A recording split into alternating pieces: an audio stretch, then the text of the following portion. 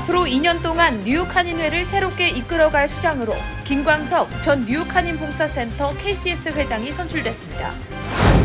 뉴욕 총영사관과 뉴저지 한인회가 협력해 시행하는 뉴저지 현장 민원실의 올 하반기 일정이 발표됐습니다. 올여름 뉴욕시가 차 없는 거리 프로그램을 시행한 지 15년 만에 처음으로 5개 보로 전역에 확대 시행합니다. 뉴욕시 저소득층을 대상으로 무료 시력 검사와 안경을 제공하는 조례안이 의회에서 통과됐습니다. 법안은 아담스 시장의 서명을 거쳐 12월경 시행됩니다. 재임 중 국가 기밀 문건을 빼돌렸다는 혐의를 받고 있는 도널드 트럼프 전 대통령의 공소장이 공개됐습니다. 시애틀에서 한인이 운영하는 여성 전용 사우나에 남성의 신체를 가진 트랜스젠더의 출입을 허용하라는 연방법원의 판결이 나오자 파문이 확산하고 있습니다. 이 업소 대표는 끝까지 법적 대응에 나서겠다는 입장입니다.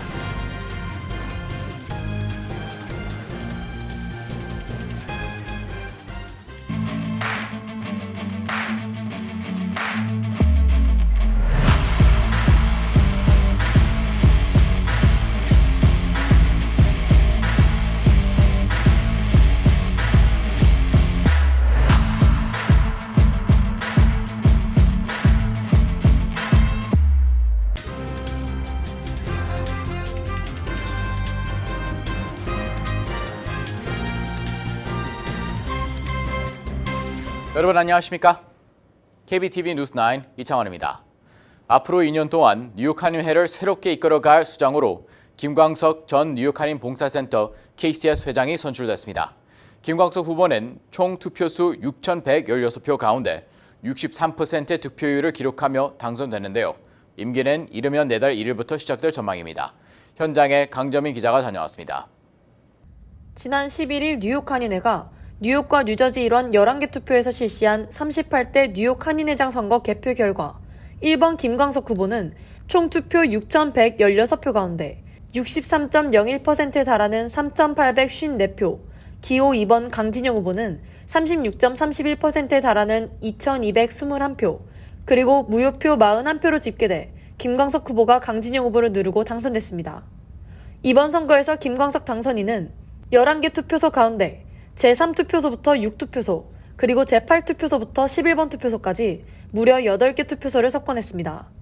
제1투표소와 2투표소를 개표할 때까지만 해도 강진영 후보가 근소한 차이로 김광석 후보를 앞서고 있었지만 최대 격전지로 꼽힌 퀸즈 플러싱 코리아 빌리지에서 진행된 3번 투표함 개표 결과에서 김광석 후보가 1,342표를 획득해 강진영 후보 498표를 844표 차이로 크게 따돌렸고 이후 이어진 개표에서도 김광석 후보가 대부분 승리하면서 굳히기에 성공했습니다. 김 당선인은 당선 발표 직후 개표 현장에서 모든 것을 덮고 한인사회를 하나로 만드는 데 주력하겠다. 지지자분들께 감사드리며 기호 1번을 선택하지 않으신 분들, 투표에 참여하지 않으신 분들의 목소리도 더 듣겠다며 2년간 풀타임으로 정진, 봉사하는 한인회, 개방하는 한인회, 도약하는 한인회를 만들겠다는 약속과 함께 뉴욕 한인회 정체성 확립과 조직 개편을 임기 내 꼭 이뤄낼 수 있도록 노력하겠다고 강조했습니다. 이에 앞서 강진영 후보 측의 김영환 선대위원장은 개표 직후 패배를 인정하고 김 당선인의 승리를 축하했습니다. 한편 14년 만에 경선으로 치러진 이번 선거는 총 투표 참여 규모가 뉴욕 한인회장 선거 역대 4번째를 기록했습니다. 이번 선거에 대한 관심이 높았던 이유로는 원래대로라면 3월 초에 치러져야 했던 선거가 후보 자격 문제를 놓고 파행 사태를 겪으면서 한인사회로부터 크게 주목을 받았고 또 이민 1세 출신 비영리단체 전문가 김 후보와 뉴욕 나소 카운티 검사 출신 변호사이자 뉴욕 한인회 63년 역사상 최초의 이민 2세 출신 회장 후보인 강 후보의 세대 간 맞대결이란 점도 한인 유권자들의 관심도를 높이는 주요 요인이 됐습니다. 이로써 제37대 찰스 윤 회장은 임기를 마치고 물러나며 뉴욕 한인회 선거관리위원회는 이번 주 내로 당선 공고를 낼 계획입니다. KBTV 뉴스 강정민입니다. 한인들의 영사 민원의 편의를 위해 뉴욕 총영사관과 뉴저지 한인회가 협력해 올 3월부터 시행하고 있는 뉴저지 현장 민원실이 지역 사회에 큰 호응을 받고 있는데요. 올해 하반기 운영 일정이 발표됐습니다. 자세한 소식 강점희 기자가 전해드립니다. 뉴저지 한인회관에서 실시되는 현장 민원실은 7월부터 9월 매월 첫째와 셋째 주 수요일 오전 9시부터 낮 12시까지 운영됩니다. 세부 일자는 7월 5일, 19일, 8월 2일, 16일, 9월 6일, 20일입니다. 10월부터 12월 일정은 추후 공지될 예정입니다. 지난 3월부터 실시된 뉴저지 현장 민원실은 현재까지 총 10회 운영돼 영사 민원 1,028건을 처리해 동포들의 큰 호응을 얻고 있습니다. 현장 민원실은 서류 접수만 가능하고 접수된 서류는 추후 처리해 우편으로 회송되는 방식으로 운영되는데 맨해튼에 있는 총영사관까지 갈 필요 없이 필요한 민원 업무를 볼 수 있습니다.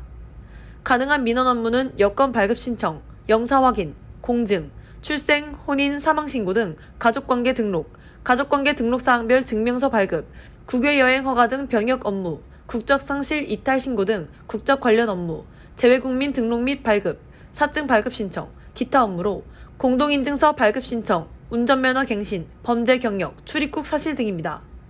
뉴저지 현장 민원실 이용을 위해서는 방문 전 영사관 웹사이트를 참조해 각 민원별 구비 서류를 준비하고 뉴저지 한인회에 전화해 사전 예약해야 합니다. 또 현장 민원실은 처리된 서류를 우편으로 발송하는 방식이기 때문에 민원인이 필요한 우표를 충분히 준비해야 합니다. 뉴욕 총영사관은 오는 7월부터 매월 둘째 주 수요일 오전 9시부터 12시까지 퀸즈 한인회와 공동으로 퀸즈 현장 민원실 운영을 확정했다고 밝혔습니다. 퀸즈 현장 민원실은 플러싱에 위치한 퀸즈 한인회 사무실에서 열리게 됩니다. 외교부 재외동포 현황에 따르면 뉴욕에 거주하는 한인은 19만 4천 명이고 뉴저지에 거주하는 한인은 14만 6천 명입니다. KBTV 뉴스 강정민입니다. 지난 2008년 뉴욕시가 차 없는 거리 프로그램을 첫 시행한 지 15년 만에 처음으로 5개 보로 전역으로 확대됩니다. 뉴욕시 정부는 올 여름철을 맞아 서머 스트리트 프로그램 시행 계획안을 발표했습니다. 보도에 김은지 기자입니다. 오늘 에릭 애덤스 뉴욕시장과 이다니스 로드리게스 교통국장은 뉴욕시가 차 없는 거리 행사를 시작한 이래 15년 만에 처음으로 5개 보로 전역으로 확대해 7월 말부터 8월 말 사이에 있는 5번의 토요일에 차 없는 거리 서머 스트리트 프로그램을 확대 시행할 것이라고 밝혔습니다. 이번 프로그램을 통해 주민들이 자동차 걱정 없이 가족 및 친구들과 걷거나 자전거를 타며 거리를 즐길 수 있을 것으로 기대됩니다. 지난해 처음으로 이스트 할렘을 포함해 시행한 서머 스트리트 프로그램은 올해는 5개 보로 전역으로 확대해 약 20마일에 걸쳐 시행한다는 계획입니다. 서머 스트리트 프로그램은 오전 7시부터 오후 1시까지 시행되며 7월 29일 토요일에는 퀸즈와 스태튼 아일랜드에서 그리고 8월 5일, 12일, 19일 토요일에는 맨해튼에서 8월 26일 토요일에는 브루클린과 브롱스 지역에서 시행될 예정입니다.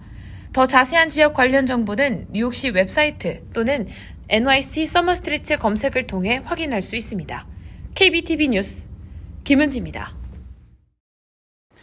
뉴욕시 저소득층 시민들이 무료 시력 검사와 안경을 제공받게 될 전망입니다. 이 회를 통과한 조례안에 에릭 애덤스 시장이 곧 서명할 예정이며 이 규정이 시행되면 안과 보험 커버리지가 없는 저소득층 시민 최대 100만 명이 혜택을 받을 수 있을 것으로 보입니다. 전자희 기자의 보도입니다. 뉴욕시 의회가 저소득층에게 안과 검사와 안경을 무료 제공하는 조례안을 통과시켰습니다. 연방 빈곤선의 250% 미만인 시민들 대상으로 개인 3만 5천 달러 이하, 4인 가족 기준 7만 달러 이하면 혜택을 받을 수 있습니다. 조례안을 상정한 저스틴 브래넌 시의원은 안과 보험 커버리지가 없는 저소득층 시민을 위한 새로운 규정으로 최대 100만 명이 혜택을 받을 수 있을 것으로 추산하고 있다고 밝혔습니다. 이 조례안에 에릭 애덤스 시장은 곧 서명할 예정으로 서명 후 180일 후인 12월쯤 발효될 것으로 보입니다. 애덤스 시장이 조례에 서명하면 뉴욕시는 전국에서 안과 검사와 안경을 무료로 제공하는 미국 내 첫 번째 도시가 됩니다. 브래넌 시의원은 뉴욕시에 기반을 둔 안경 소매업체 워비 파커와 같은 민간 기업이 공공-민간 파트너십으로 안경테를 기부해 주길 바란다고 밝혔습니다. 이 업체는 지난 2015년부터 4년 동안 20만 명의 공립학교 학생들에게 안경을 기증한 바 있습니다. 브래넌 시의원은 10년 전 한쪽 눈이 거의 실명되는 수준의 안과 질환을 겪었고 각막 이식 수술을 받은 경험이 있습니다. 그 경험을 토대로 시력 관리를 제대로 못하는 뉴욕 시민들을 위한 조례안을 발의하게 됐다고 설명했습니다. 2020년 비전 카운슬 소비자 연구에 따르면 전국 미국인의 약 절반만이 안과 보험을 가진 것으로 파악됐습니다. KBTV 뉴스 전상입니다. 재임 중 취득한 국가기밀 문건을 퇴임 후 자택으로 불법 반출해 보관해온 도널드 트럼프 전 대통령의 공소장이 공개됐습니다. 이루 수사해온 연방검찰은 정부 기밀 불법 보유, 사법 방해 등 최대 37개 혐의로 기소한 것으로 나타났는데요. 미국의 핵무기 관련 자료들이 화장실 등 보안이 취약한 곳에 보관됐다는 사실도 밝혀졌습니다. 전장희 기자의 보도입니다. 언론에 공개된 49장짜리 공소장에 따르면 검찰은 트럼프 전 대통령에게 모두 37건의 법 위반 혐의를 적용했습니다. 국방 관련 기밀 정보를 의도적으로 보유한 혐의가 31건이며 나머지 6건은 수사 대상 문건 은닉과 허위 진술 등 사법 방해 관련입니다. 공소장에는 미국 핵 프로그램, 미국과 동맹국을 향한 군사적 공격에 대한 잠재적 취약성, 적국 공격에 대한 대응 계획 등이 담긴 기밀 문서를 2021년 1월 20일 임기를 마친 뒤 허가 없이 플로리다주 마러라고 자택으로 가져갔다고 밝혔습니다. 트럼프 전 대통령은 기밀 문건이 담긴 상자를 무도회장, 화장실과 샤워실, 사무실, 침실, 창고 등 여러 곳에 보관했으며 이후 기밀 취급 인가가 없는 사람들에게 기밀 내용을 말해주거나 보여줬습니다. 이들 문건은 중앙정보국은 물론 국방부, 국가안보국, 국가지리정보국, 국가정찰국, 에너지부, 국무부 등 미국 정부 내 여러 정보기구에서 생성한 것들이었습니다. 검찰은 이들 문건이 허가 없이 공개될 경우 미국의 국가 안보와 외교관계, 미국의 군과 정보원의 안전, 민감한 정보 수집 방식의 지속 가능성을 위험에 빠뜨릴 수 있다고 지적했습니다. 검찰은 연방수사국이 2022년 3월 30일 관련 수사를 개시했고 이후 한 달 뒤 연방 대배심원도 가동했지만 트럼프 전 대통령이 기밀 문건을 보유하고 있는 사실을 숨기려고 하는 등 수사를 방해했다고 밝혔습니다. 트럼프 전 대통령은 변호인에게 기밀 문건을 숨기거나 파괴할 것을 제안하거나 이번에 같이 기소된 보좌관 윌틴 나우타에게 문건을 다른 장소에 숨기라고 지시했습니다. 트럼프 전 대통령은 국립기록원이 모든 문건을 반환하라고 수개월 동안 요구한 뒤에도 2022년 1월 17일 기밀 문건 197건이 담긴 상자 15개만 돌려줬습니다. 미국 역사상 전 현직 대통령이 연방 검찰에 의해 형사 기소된 것은 처음입니다. 한편 워싱턴 포스트는 연방 및 지역 당국은 트럼프 전 대통령의 형사 기소와 관련한 마이애미 연방법원 첫 출석에 앞서 온라인 위협과 극우주의자들의 잠재적인 결집을 모니터링하면서 근무 중인 경찰관을 늘리는 등 보안 준비를 강화했다고 보도했습니다. KBTV 뉴스 전상입니다. 시애틀에서 한인이 운영하는 여성 전용 사우나에 남성의 신체를 가진 트랜스젠더의 출입과 이용을 허용하려는 연방법원의 판결로 미 전국적으로 파문이 확산되고 있습니다. 이 업소 대표는 끝까지 법적 대응에 나서겠다는 입장입니다. 보도에 김은지 기자입니다. 이번 소송은 본인이 여성이라고 주장하는 한 트랜스젠더 남성이 지난 2020년 5월 레이크우드와 리누드 등 시애틀 지역 두 곳에서 한인이 운영하는 여성 전용 스파에 멤버십을 신청하려다 남성의 성기를 가지고 있다는 이유로 거부당한 뒤 워싱턴주 인권위원회에 고발을 하면서 시작됐습니다. 그는 고발장에서 올림푸스 스파의 한 직원이 성전환 수술을 받지 않은 트랜스젠더는 다른 고객들과 종업원들에게 불쾌감을 줄 수 있기 때문에 멤버십 신청을 받아줄 수 없다고 말했다고 주장했고, 워싱턴 인권위원회는 2021년 3월 업소 측에 이에 대한 답변을 요구했습니다. 이 업소의 이명훈 대표는 답변서에서 생물학적 성정체성 업소 규정을 검토할 용의는 있지만 성중립성을 홍보하기 위해 우리가 수년 동안 유지해온 찜질방을 다시 만들 의향은 없다는 입장을 밝혔습니다. 2주 후 위원회는 올림푸스 스파가 성전환 수술을 받지 않았다고 해서 트랜스젠더에 대한 서비스를 거부하는 것은 워싱턴주의 차별금지법을 위반했다고 결정했습니다. 이에 대해 업소 측은 지난해 3월 워싱턴주 인권위원회의 조치는 종교와 언론, 결사의 자유를 보장하는 헌법에 위배된다며 위원회를 상대로 소송을 제기했지만 결국 연방법원 워싱턴주 지법은 지난 5일 여성 전용 스파라고 해도 출입 대상을 생물학적 여성으로만 제한하는 것은 차별금지법에 반하는 것이라고 판시하며 소송을 기각, 위원회의 손을 들어줬습니다. 이번 시애틀 연방지법의 판결은 전국적으로 파문을 일으키고 있으며 이명훈 대표도 끝까지 법적 대응에 나서겠다는 입장을 밝혔습니다. 이 대표는 아무리 법이 트랜스젠더 차별을 금지한다 하더라도 수술을 하지 않아 남성의 신체를 가진 사람이 여자들만 있는 사우나에 들어온다는 것이 말이 되느냐며 법원 판결의 부당성을 지적했습니다. 또 이번 판결은 시애틀 연방지법에서 내려진 연방 차원의 1차적인 판결이라며 앞으로 연방 항소법원이나 대법원까지 끝까지 대응하기 위해 우리 변호인단이 준비를 하고 있다고 전했습니다. KBTV 뉴스 김은지입니다. 캐나다 동부에서 발생한 대규모 산불의 연기가 미 동부의 북쪽 지역을 지나 남쪽 지역으로 이동했습니다. 이에 따라 최악의 대기 오염 피해가 발생한 뉴욕 등 북동부의 대기질은 이번 주부터 개선될 것으로 보입니다. 야외 활동 자제를 당부하며 각종 야외 시설 운영을 중단했던 뉴욕시는 대기질 개선에 따라 시립동물원과 수족관의 정상 운영에 들어갔습니다.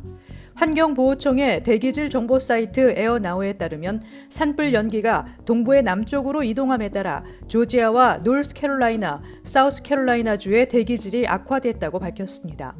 캐나다 퀘벡의 온타리오 지역에서는 현재 100개 이상의 산불이 진행 중입니다.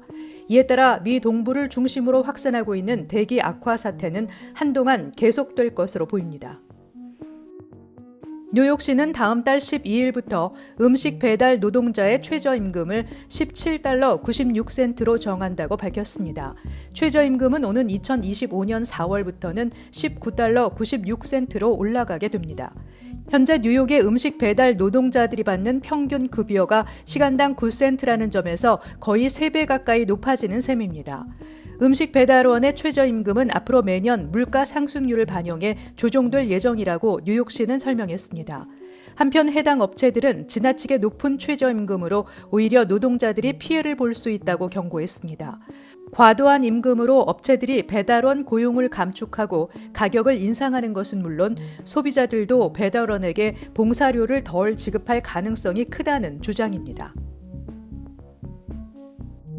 뉴욕주에서 아시안 최대 명절 중 하나인 음력설과 인도계 축제 디왈리를 공립학교 공휴일로 지정하는 법안이 주 상하원을 통과했습니다.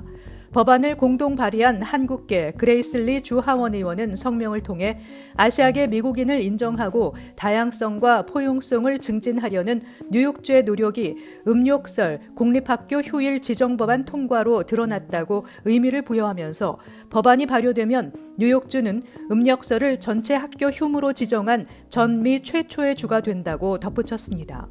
법안은 캐시 호컬 뉴욕 주지사가 서명하면 오는 7월 1일부터 공식 발효됩니다. 에릭 아담스 뉴욕시장은 망명 신청자들의 수용을 거부하는 행정명령에 서명한 30여 개 카운티를 고소한다고 밝혔습니다. 라클랜드 카운티와 오렌지 카운티를 시작으로 뉴욕시 인근 지방단체들은 망명 신청자들이 그들 지역으로 보내지는 것을 반대하는 행정조치를 취하고 있습니다. 아담스 시장은 현재 뉴욕시 쉘터와 호텔 등 수용시설에 머물고 있는 47,200여 명의 망명 신청자들 중 일부를 인근 카운티의 호텔들로 이주할 수 있도록 해줄 것을 요청하고 있습니다. 시장실에 따르면 지난해 봄부터 텍사스 등 남부 국경 도시에서 버스로 뉴욕시에 보내진 망명 신청자는 7만 4천여 명에 달합니다. 잠시 후 커뮤니티 브리핑을 전해드립니다.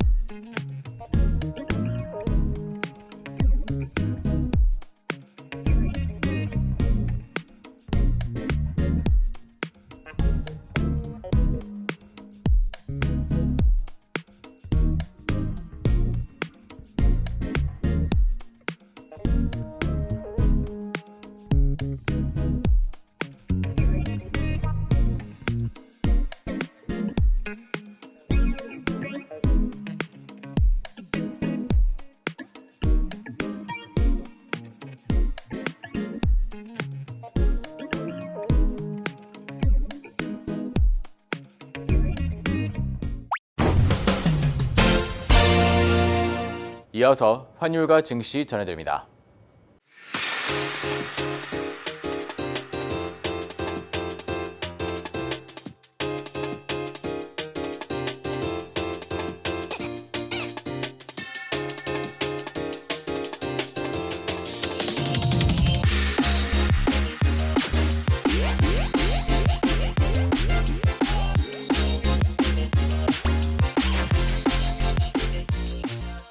잠시 후 뉴욕과 뉴저지 날씨 전해드립니다.